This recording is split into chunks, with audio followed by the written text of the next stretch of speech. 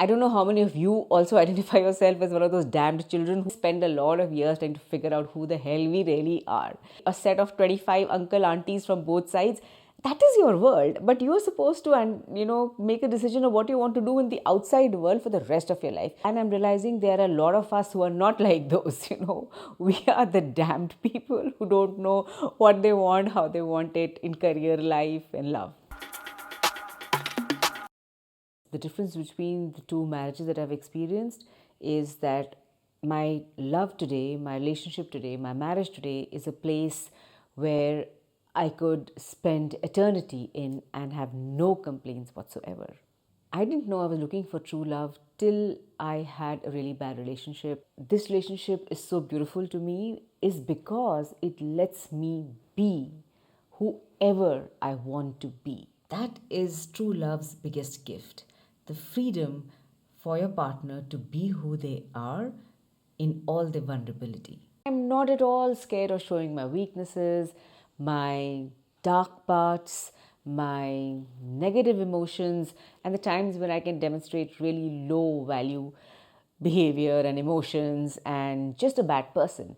I'm not scared to show all of that because I know that this person who loves me so much will understand that this moment of weakness, this moment when the cracks have developed, is not about me, but it's about me trying to find my way through a bad situation, because bad situations are a reality of life.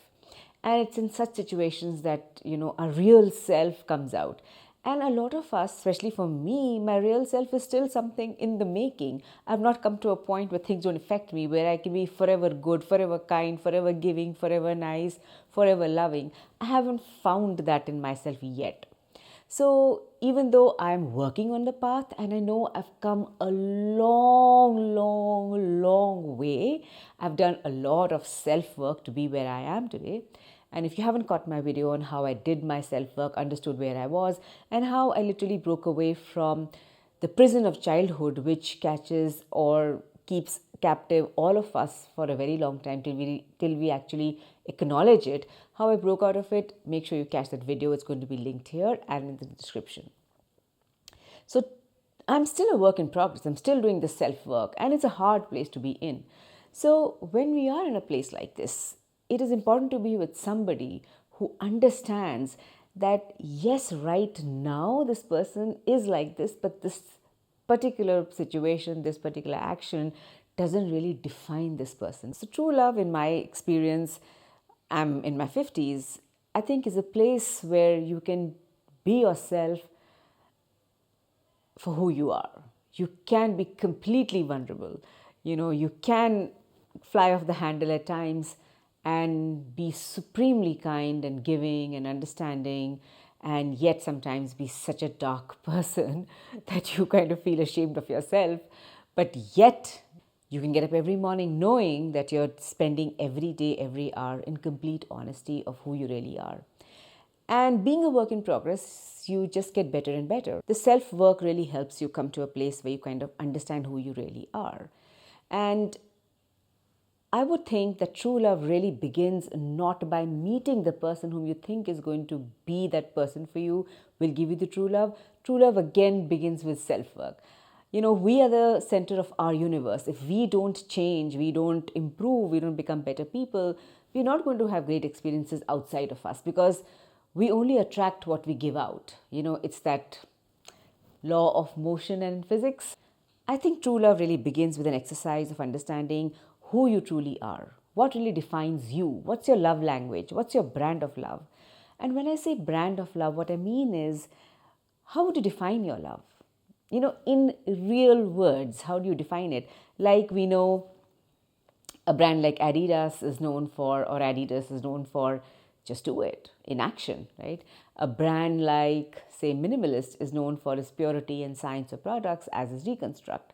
Then you have brands like Dior or Ralph Lauren, which are very close to my heart, because for me, they epitomize what the kind of life that I live. I love horse riding, and Ralph Lauren, I think, is one of the best horse riding gear in terms of fashion clothes. When you're out and you want to show off your riding skills and you want to wear really good clothes, it's Ralph Lauren, right? Polo. So that is what brands are. So, for us to really understand true love, you have to understand what is your brand of love. So, for me, and for a lot of us, understanding this is actually a tough exercise because when we're growing up, keep in mind that all of our life, we are adult life, we are actually living out our childhood from 0 to 5 to 6 years, and that has been established by science, by psychologists, and it's an ongoing journey, and that's why the self work becomes so important. So when we are children, we are like sponges, picking up everything, and with the massive amount of downloads that we keep taking and we keep understanding, interpreting the world around us, we form a very confused picture of what really love is.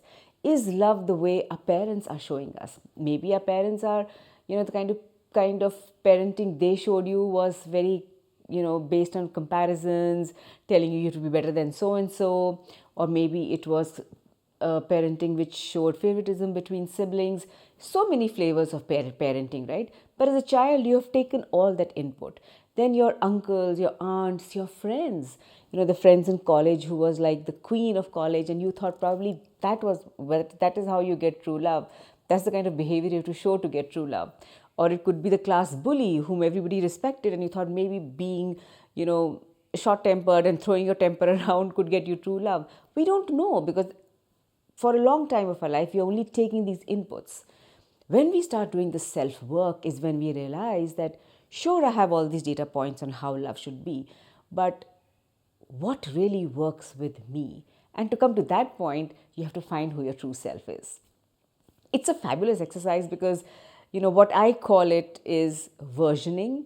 I don't think that you change dramatically and become a completely new person. You definitely take a lot of your old self and then you get your new self, and then you kind of find this beautiful midway like a bridge, and that is where your true self lies. In marrying the old or what you know of yourself and the new that you're learning about yourself. So, in the knowing of ourselves and the learning of ourselves is where we keep creating versions of ourselves. So, I call it an exercise of versioning. And, if you've been in the IT, how software versions work is every version of software says 0.1, 0.2. They are just additions to what you had, what actually worked for you, and you keep adding. You might add new features to it, you might remove features that are not working. So, something like that is how I look at it. So I think self-work is beautiful versioning of yourself. And with every version of yourself, you can improve. And a different version of yourself, you kind of change a little bit. Sometimes dramatically, but sometimes a little bit. And so in that change, in that versioning, in that knowing yourself is where you can define, or that is what took me to finally understand what is it that defines my kind of love. It's important to understand how you give love, because then you're looking for the kind of person who would like to receive the love in the way you give it.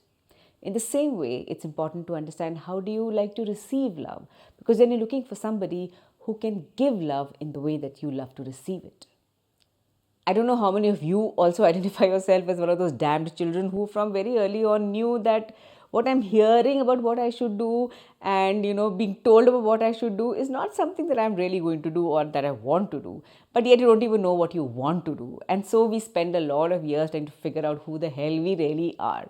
And so this self-work is for losers like us, I would say.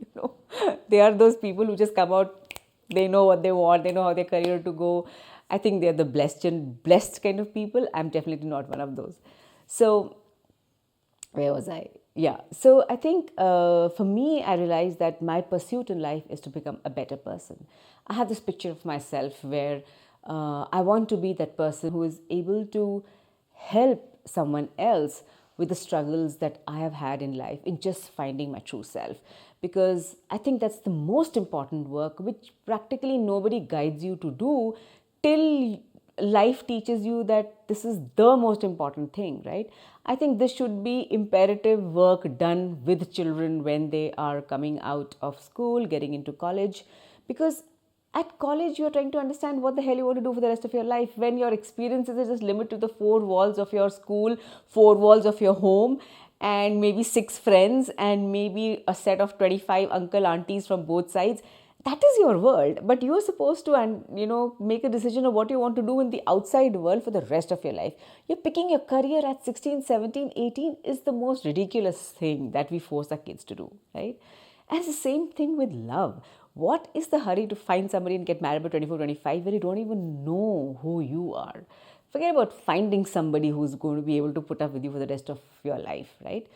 And I'm not talking about the ones who have everything sorted. There are those people, and kudos to them. I think they come guided from before, or they've had this fantastic upbringing, fantastic exposure, fantastic luck, I would say, to be where they are. I'm not one of those, and I'm realizing there are a lot of us who are not like those. We are the damned people who don't know what they want, how they want it in career, life, and love. So this is the story for them. I mean, this is really for us kind of people. So once I defined what my brand of love was, I then started interacting with people whom I thought could possibly, be my second inning in a great relationship. And it was tough because, it's not an easy journey for anybody, and leave alone for a single mother with two daughters and a dog is the toughest. But here's the thing about the universe, which I wish everybody believed, that the day you give yourself out to the universe just comes and catches you. And it's not talking about supernatural elements and blue blah law of attraction. I'm not talking about that. I'm talking about the fact that when you prime your subconscious into believing that there are opportunities for you outside of your present, outside of the current, those opportunities become more visible to us. We start picking on them. This is a fact of science. Our subconscious is working even when we are sleeping. Our subconscious makes decisions in microseconds. So once we prime it to look for certain kind of opportunities, it brings those opportunities to us. It's the same thing that when you start looking for something in a picture, you may not find it initially, but then when you prime your eyesight and your mind into looking for it, you find those things. And that is what wisdom really is. Wisdom is looking beyond what people present as their first layer. You'll find some of those people who are able to look through people. That is really primed insight and intuition. And once we start priming them, the opportunities come to us. It's the same thing with love.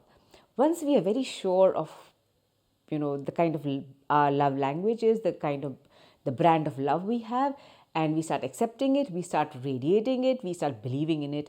And yes, there is this initial attraction and pull towards this person who might be the person for you.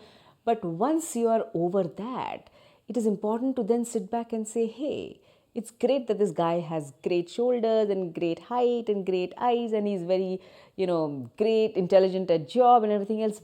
But is he giving love the way I want to receive it? Is he expecting love the way I want to give it? And that takes a little bit of time, it takes a little bit of effort, it takes a little bit of just very intuitive, very intelligent to and fro between the two of you. I think there should be no hurry in such situations, because you have to spend a whole lifetime making beautiful memories and beautiful experiences with this person.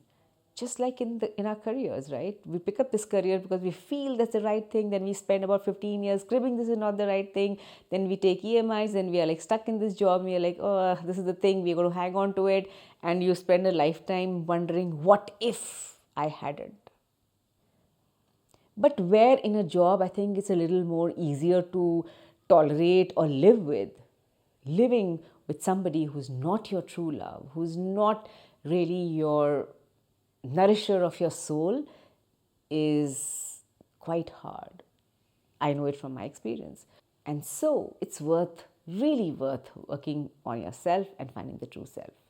There are also situations and people who are able to do such true real work that they're able to convert their or change their bad situation or a bad relationship into true love. It actually has happened for a few of my friends, but what it really needs is honest, vulnerable conversations. To be able to tell this person, listen, this is the life I want for us. Can we be honest? Can I feel safe in letting you know that these are my dark parts?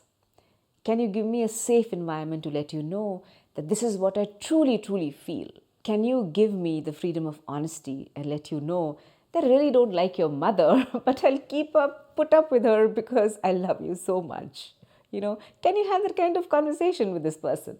And I think to bring about that conversation is fairly easy if both of you are aligned on the fact that we really want a relationship to evolve to a point where it's easy, there is love, and there's joy.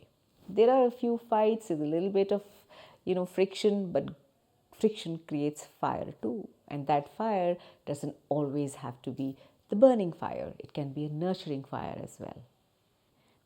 Of course, I'm going to meet you in the comment section to learn your stories.